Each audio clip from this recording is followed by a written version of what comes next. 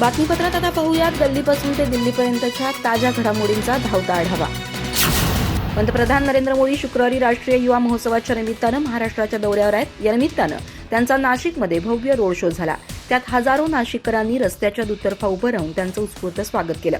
प्रधानमंत्री मोदी यांच्या नाशिक येथील आगमनानं उल्लसित झालेल्या नागरिकांनी स्वागताचे फलक हाती घेत भारत माता की जयचा जयघोष करत आसमंत दुमदुमून टाकला. पंतप्रधान नरेंद्र मोदी यांचं शुक्रवारी सकाळी 10:30 वाजता निलगिरी बाग हेलिपॅड इथं आगमन झालं. त्यानंतर हॉटेल मिरची चौकातून केशरी रंगाच्या आणि फुलांनी सजवलेल्या खुल्या जीपमधून त्यांच्या रोड शोला प्रारंभ झाला. मुख्यमंत्री एकनाथ शिंदे, उपमुख्यमंत्री देवेंद्र फडणवीस, उपमुख्यमंत्री अजित पवार, चंद्रशेखर बावनकुळे त्यांच्या समवेत होते. नाशिकच्या युवा वर्गानं केलेली गर्दी, महिला वर्गाचा प्रचंड प्रतिसाद, दुतर्फा सजलेले रस्ते अशा वातावरणात तपोवनाच्या दिशेने निघालेल्या प्रधानमंत्री नरेंद्र मोदी यांना ठिकठिकाणी या आपुलकी आणि प्रेमानं केलेल्या स्वागताचा अनुभव आला. उपस्थितांच्या दिशेने हात उंचावत तसंच उपस्थितांना अभिवादन करत प्रधानमंत्री मोदी यांचा ताफा तपोवनकडे निघाला. जागोजागी हजारोंच्या संख्येनं थांबलेले नाशिककर आपल्या प्रधानमंत्र्यांचं स्वागत उत्साहात करत होते. लेझिम पथक, ढोल पथक, पारंपरिक वाद्य यांच्या साहाय्यानं आणि नृत्य करत विविध पथकं या मार्गावर प्रधानमंत्री श्री मोदी यांचं स्वागत करत होती. प्रधानमंत्री श्री मोदी यांना जवळून पाहण्याची उत्सुकता प्रत्येकाच्या चेहऱ्यावर दिसत होती. लेझिम पथक, ढोल पथक आणि विविध वेशभूषेतील युवक युवतींनी सारा परिसर जणू चैतन्यानं भरून गेला होता. प्रधानमंत्री श्री मोदी यांचं आगमन झाल्यानंतर खऱ्या अर्थानं परिसरातील वातावरण चैतन्यानं भारून गेलं.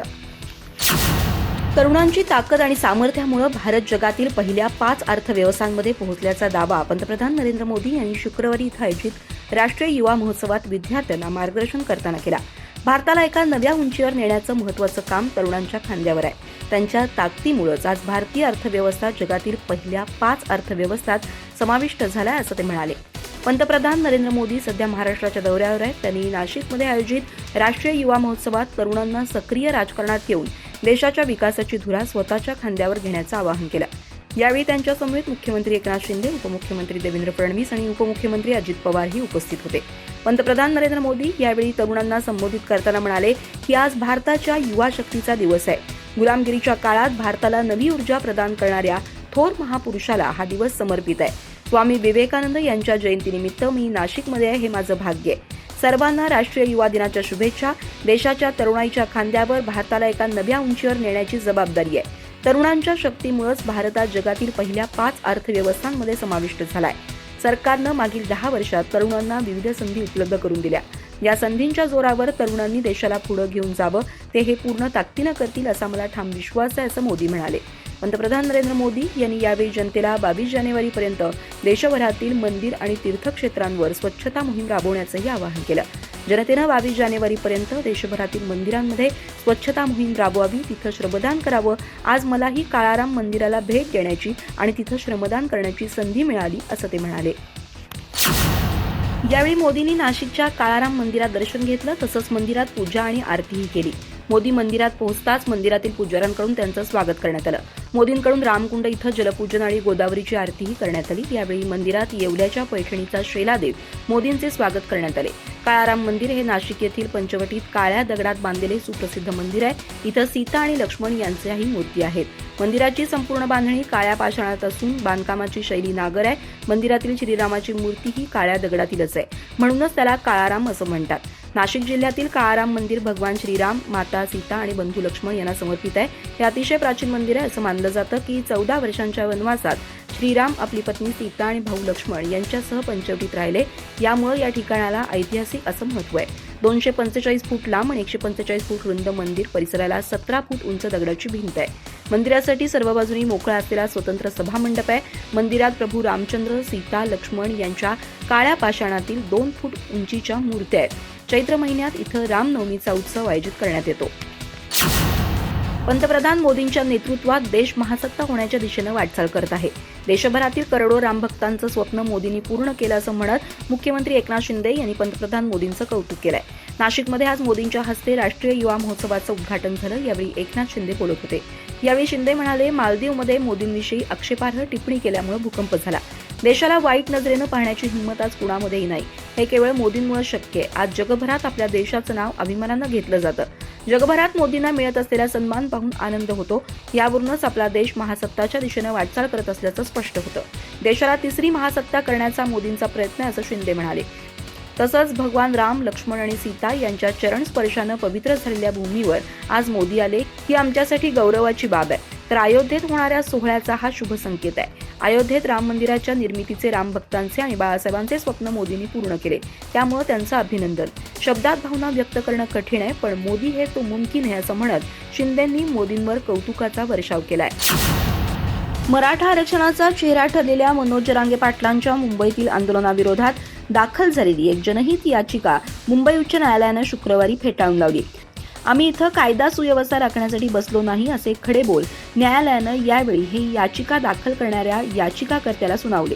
हेमंत पाटील नामक व्यक्तीनं मनोज जरांगे यांच्या आझाद मैदानावरील आंदोलनाविरोधात हायकोर्टात याचिका दाखल केली होती.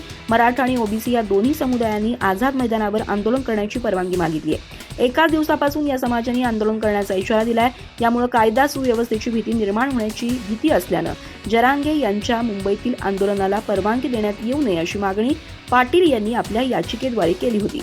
पण उच्च न्यायालयानं त्यांची याचिका दाखल करून घेण्यास नकार दिला. आम्ही त्यांना कसं रोखणार हे आमचे काम नाही.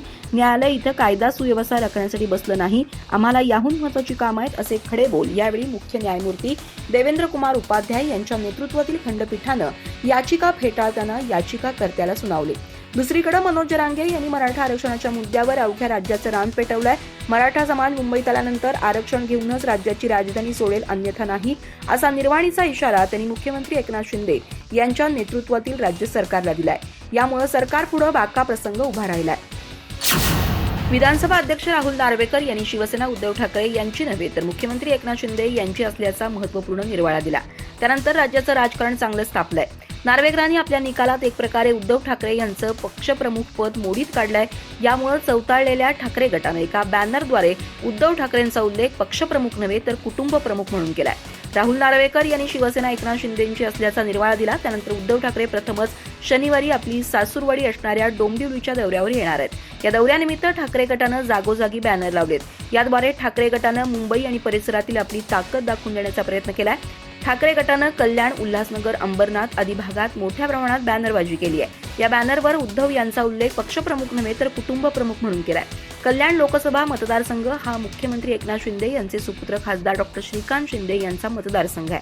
हा मतदारसंघ शिवसेनेचा बालेकिल्ला मानला जातो. या मतदारसंघावर वर्चस्व प्रस्थापित करण्यासाठी भाजप प्रयत्नशील आहे, पण शिंदे गटाने त्यांचे प्रयत्न धुडकावून लावत सध्या तरी आपला गड राखलाय.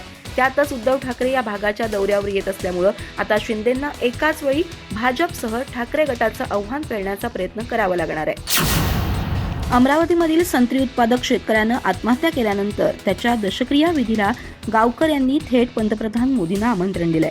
या पार्श्वभूमीवर विरोधी पक्षनेते विजय वडेट्टीवार यांनी शेतकरी बांधवांच्या दशक्रियेच्या आमंत्रणावरून मोदींवर निशाणा साधलाय. अमरावती जिल्ह्याच्या वरुड तालुक्यातील जरूरचे संत्रा उत्पादक शेतकरी पद्माकर दारोकर यांचा 12 जानेवारीला दशक्रिया विधी होणार आहे. यासाठी गावकर यांनी थेट पंतप्रधान मोदींनाच आमंत्रण दिलंय. तसंच यासाठी आपले भारत सरकारचे सर्व मंत्रीगणांसह लोकसभा, राज्यसभाचे खासदार आणि आयात निर्यातीचे धोरण ठरवणारे सर्व सन्माननीय पदाधिकाऱ्यांसह आपली उपस्थिती प्रार्थनीय अशा आशयाचे बॅनर समोर आले. यावरूनच विजय वडेट्टीवार यांनी हे बॅनर ट्विट करत आता मोदी हे निमंत्रण स्वीकारून शेतकऱ्यांची मन की बात ऐकणार का असा सवाल उपस्थित केलाय. माननीय पंतप्रधान नरेंद्र मोदीजी, आज आपण महाराष्ट्र दौऱ्यावर येत आहात.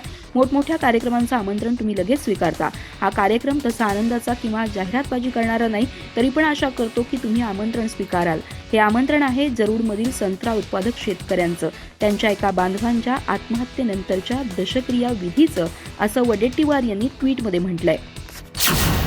देवेंद्र फडणवीस हे शूर्पणखेच्या भूमिकेत गेलेले असून ते अनेक मायावी रूपं धारण करून महाराष्ट्राची दिशाभूल करतात. 2024 मध्ये शूर्पणखेचं नाकच कापू असं म्हणत ठाकरे गटाचे खासदार संजय राऊत यांनी उपमुख्यमंत्री देवेंद्र फडणवीस यांच्यावर टीकास्त्र डागलंय. यावेळी बोलताना संजय राऊत म्हणाले, बाबरी कोसळताना शिवसेना कुठं होती हे पाहायचं असेल तर बाबरी पाडल्यानंतर विशेष न्यायालयानं आरोपी ठरवलेल्यांची नावं वाचा. देवेंद्र फडणवीस वकील आहेत, त्यांनी आरोपपत्र एकदा पाहावं, मग त्यात किती शिवसैनिक आहेत हे महाराष्ट्राला सांगावं. देवेंद्र फडणवीस आणि त्यांचे सगळे चेले चपाटे एक नंबरचे खोटारडे आहेत. रामाचं श्रेय तुम्हालाच घे, पण प्रभू श्रीराम तुम्हाला श्रेय घेऊ देईल का हे 2024ला कळेल, असा हल्लाबोल संजय राऊतांनी केलाय. हजारो शिवसैनिक अयोध्या आंदोलनात सहभागी झाले होते. दैनिक सामनावरच 150 खटले दाखल झालेत. बाळासाहेब ठाकरे आणि मी स्वतः लखनौच्या सीबीआय न्यायालयात हजर झालेलो आहोत. मोरेश्वर सावे आणि अनेक आमदार नगरसेवक त्यावेळी अयोध्या आंदोलनात सहभागी झाले होते. आज भाजपासह असलेल्या शिंदे गटातील शेळ्या मेंढ्या त्यावेळेस तिथं नव्हत्या. देवेंद्र फडणवीस हे शूर्पणखेच्या भूमिकेत गेलेले असून ते अनेक मायावी रूपं धारण करून महाराष्ट्राची दिशाभूल करतायत.